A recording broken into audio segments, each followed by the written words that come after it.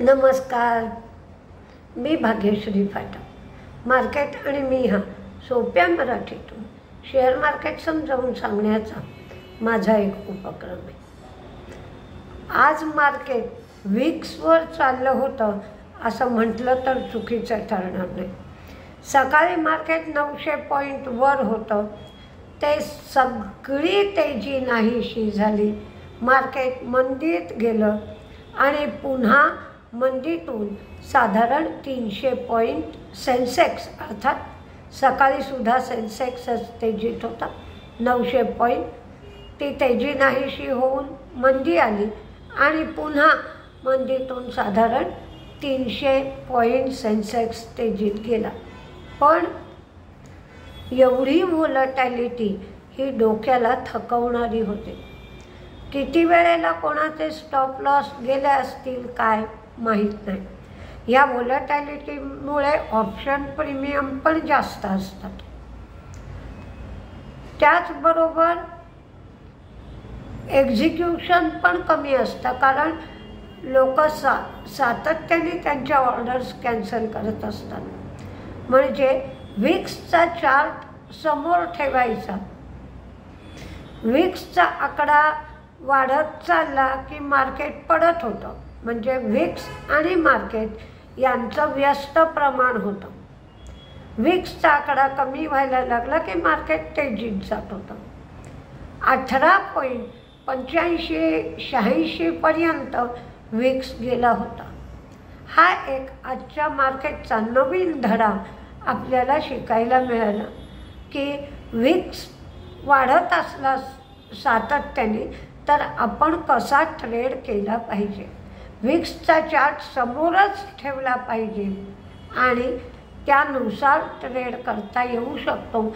आणि मग विक्सचे pivot point घ्यायचे आणि त्या पिव्होट पॉईंटप्रमाणे रेजिस्टन्स कुठे येतोय, सपोर्ट कुठे येतोय पाहून तुम्ही ट्रेड करायला हवं होतं.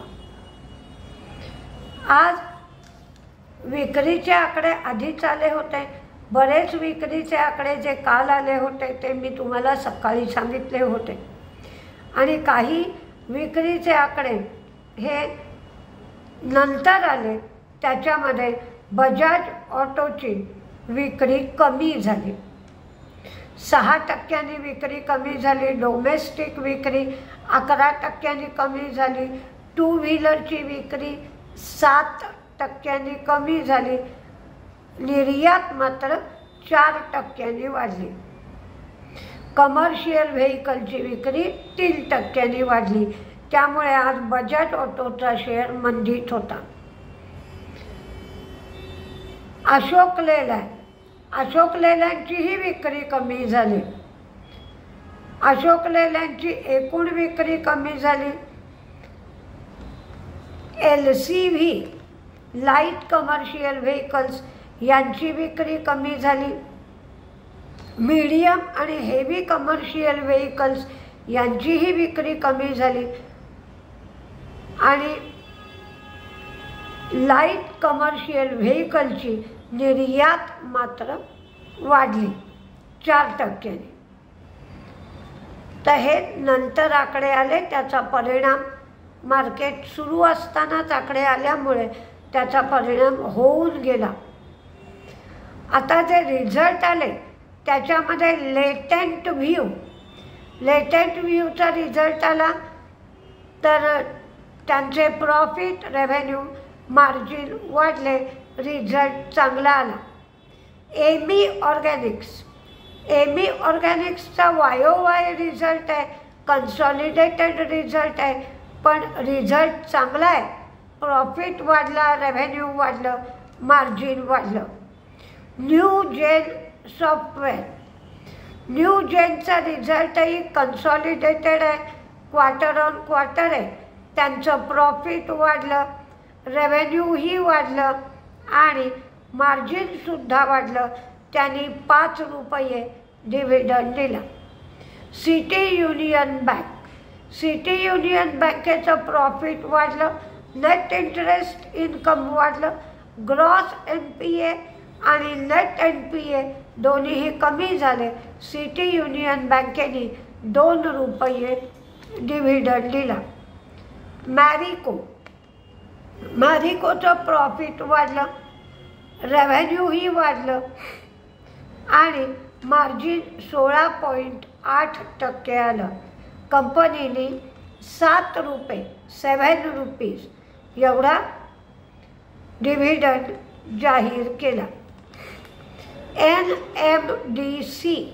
NMDCचं उत्पादन 3.48 मेट्रिक टनवरनं 4 एवढं मेट्रिक टन झालं, म्हणजे उत्पादन वाढलं. त्यांची विक्रीसुद्धा वाढली, 3.53 मेट्रिक टनवरनं 3.63 मेट्रिक टन झाली. IOB Indian overseas bank profit वाढलं, नेट इंटरेस्ट इन्कम वाढलं, ग्रॉस NPA नेट NPA कमी झाले, पण त्यांनी प्रोव्हिजन कमी केल्या. व्ही मार्ट ही तोट्यातून फायद्यात आली. 39 कोटी तोटा होता, तो 18.5 कोटी एवढा फायदा झाला. व्ही मार्टनी एका शेअरवर 3 शेअर बोनस जाहीर केला. त्यांचं उत्पन्नही वाढलं, 668 कोटीवरनं 780 कोटी झालं. मार्जिनसुद्धा वाढलं.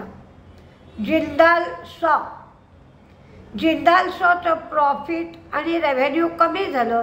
जिंदाल सॉनी 2 रुपये शेअरला याप्रमाणे डिव्हिडंड दिला. हिरो मोटोचे प्लांट बंद होते, त्यामुळे हिरो मोटोची विक्री 43% कमी झाली. आता निफ्टी वेव्ह इंडेक्स WAVE हा सुरू होणार आहे.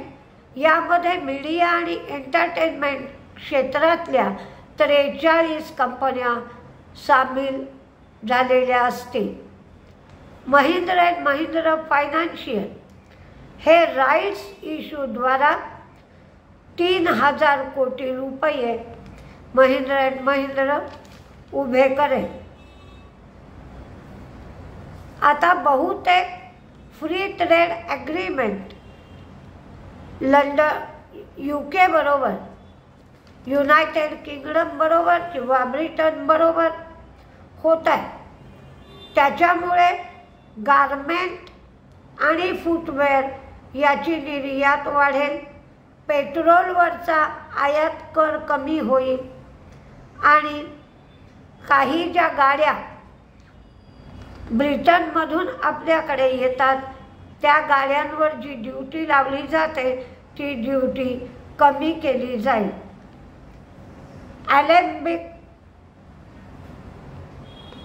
ॲलेम्बिकचं एक औषध आहे टिकोग्रेलॉर. या औषधाच्या टॅबलेट्स 90 mgच्या याला अमेरिकेकडून म्हणजेच US FDA कडून परवानगी मिळाली. गोदरेज प्रॉपर्टीने प्रॉफिट कमी झालं, रेव्हेन्यू वाढलं, त्यांचं मार्जिन कमी झालं, पण त्यांनी गायडन्स मात्र चांगला दिला नाही. बिझनेस डेव्हलपमेंट 20,000 कोटी होईल असं सांगितलं. PNB हाऊसिंगचा दुपारी सौदा झाला. 1.2 कोटी शेअर्सचा सौदा PNB हाऊसिंगचा झाला. साखरेचं उत्पादन 256.80 लाख टन होईल एवढं सांगण्यात आलं.